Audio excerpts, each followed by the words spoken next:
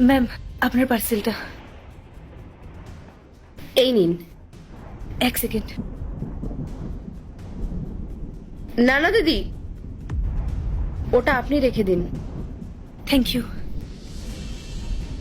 দিদি বলছি, বাইরে এত ঠান্ডা, তার মধ্যে বৃষ্টি পড়ছে, আর আপনি শুধুই একটা টি শার্ট পরে আছেন।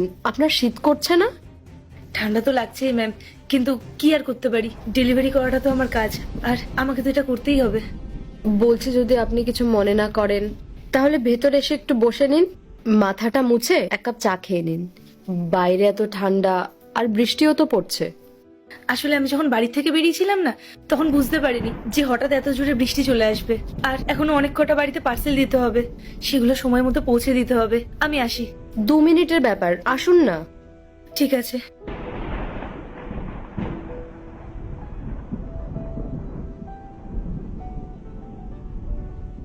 ওখানে বসুন।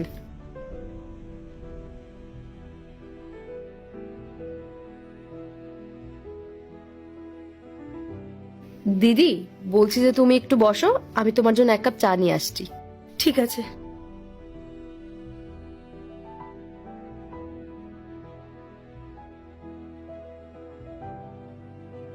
শোনো না, যে ডেলিভারি গার্লটা এসেছিল, আমি না ওকে ভেতরে বসতে বলেছি। আসলে কি বলতো, বাইরে খুব বৃষ্টি হচ্ছে আর খুব ঠান্ডাও পড়েছে। ও আচ্ছা, ভালো করেছো। আচ্ছা শোনো না, বলছি তুমি এই বোনটাকে তাহলে গরম গরম চা করে দাও। হ্যাঁ দিচ্ছি। আর জানো, যে দিদিটা এসছে, ওর কাছে না কোনো সোয়েটারও নেই। এই ঠান্ডার মধ্যে শুধু একটা টি শার্ট পরেই চলে এসেছে। কি, এই মারাত্মক ঠান্ডার মধ্যে ও একটা পাতলা টি শার্ট পরে ডেলিভারি করছে? আচ্ছা মেঘা, তুমি একটা কাজ করো, কিছুদিন আগে আমি তোমাকে একটা নতুন জ্যাকেট কিনে দিলাম না, যেটা তোমাকে গিফট করলাম, ওটা তুমি ওই বোনটাকে দিয়ে দাও। সত্যি রাহুল? আসলে আমিও এটাই ভাবছিলাম, কিন্তু তোমাকে না বলতে সাহস পাচ্ছিলাম না।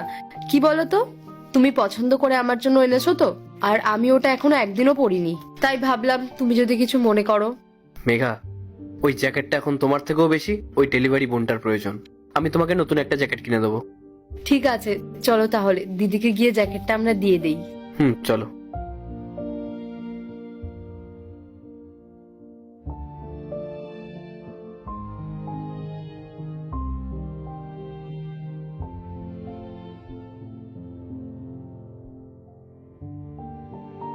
এই যে তোমার চা।